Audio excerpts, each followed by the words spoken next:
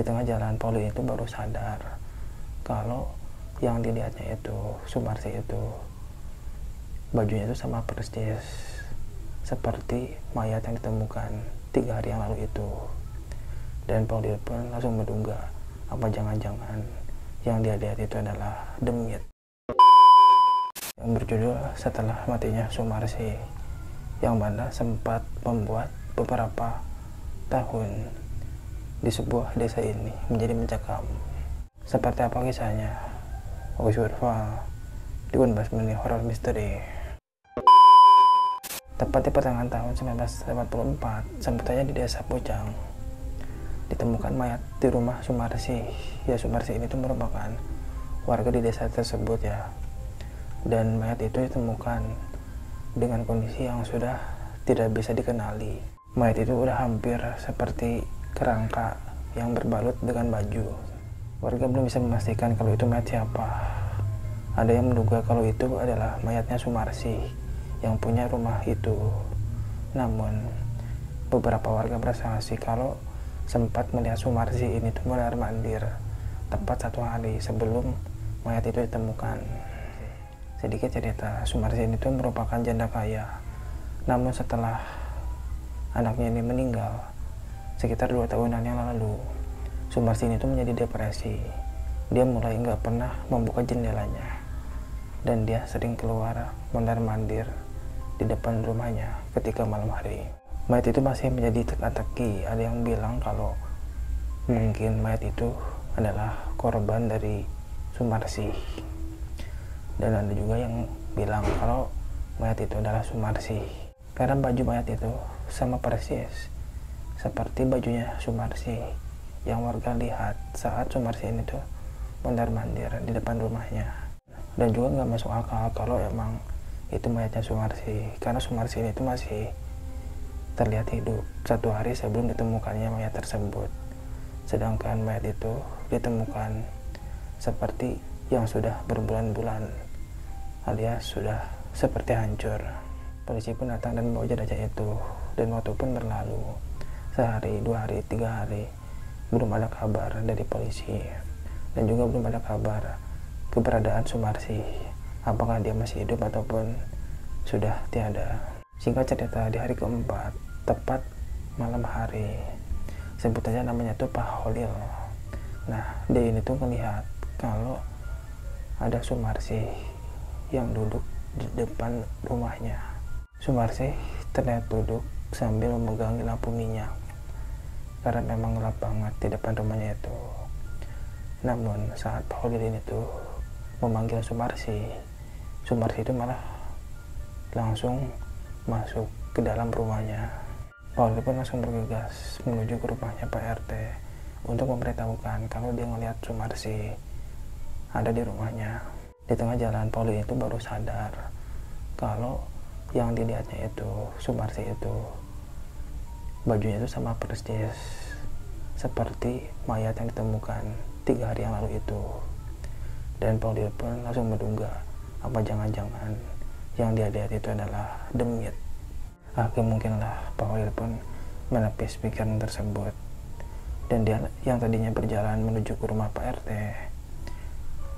hingga akhirnya dia urung, dan akhirnya dia menuju ke rumahnya Ramli yang merupakan temannya. Dan Pauline pun di situ menceritakan lah kalau dia ngelihat Sumarsi ada di rumahnya. Nah, diceritain seperti itu. Pak Ramli nggak percaya tuh, dan akhirnya mereka berdua sepakat untuk membuktikan omongan dari Pauline ini, apakah benar Sumarsi ini tuh ada di rumahnya atau enggak. Mereka pun akhirnya berjalan tuh menuju rumah Sumarsi dengan Pak Ramli yang gak percaya dengan cerita Pak Holil. Dan Pak Holil pun untuk memastikan kebenaran yang dia lihat barusan itu. Nah, sampainya di depan rumah Sumarsi, ternyata memang benar. Mereka berdua ini tuh melihat Sumarsi ini tuh lagi berjalan mondar-mandir tepat di depan rumahnya itu. Jalannya tuh aneh, seperti yang ditap-tap gitu, seperti pelan-pelan dan seperti panik.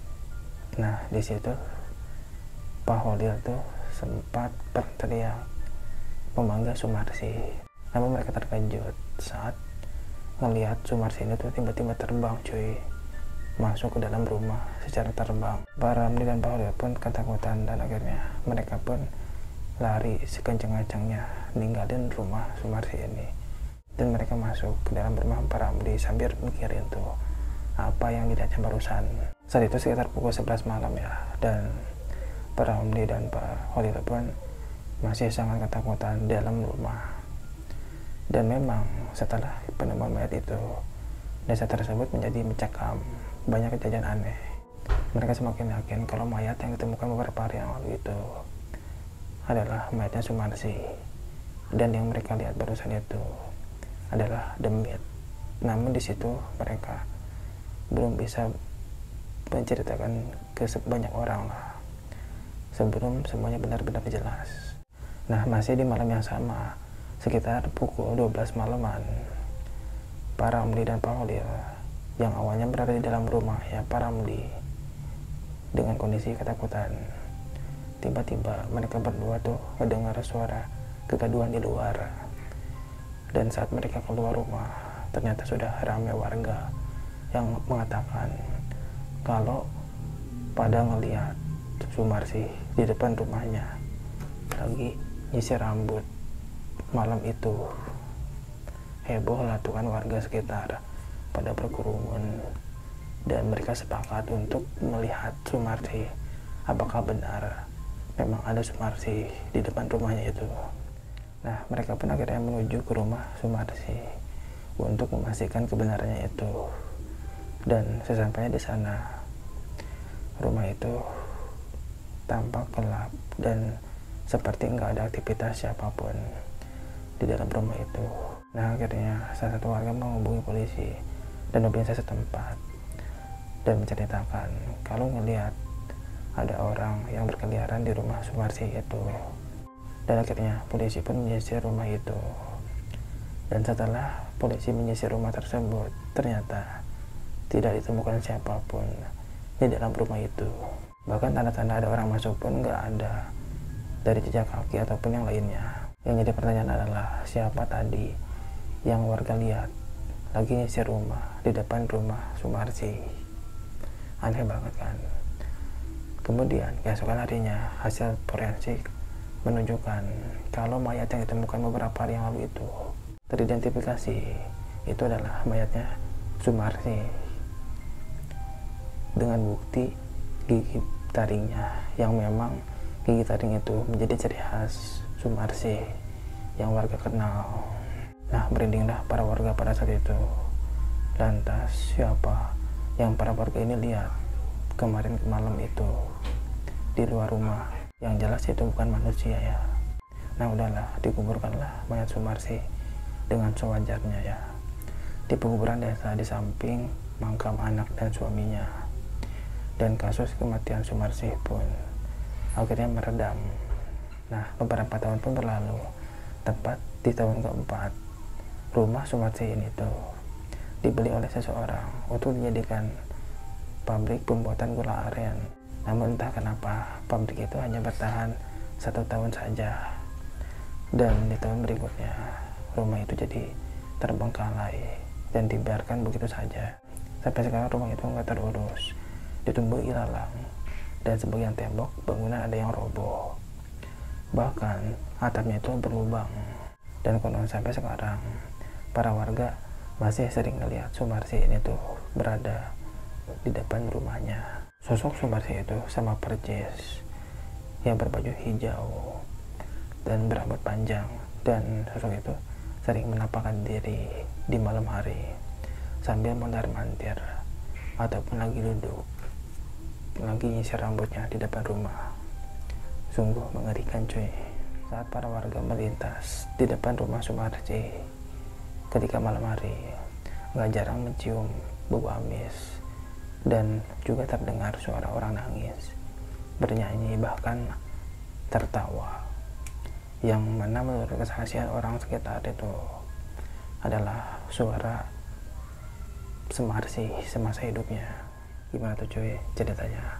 Buat kalian yang mau baca versi tulisannya, silakan kunjungi di X @agil_r_saputra.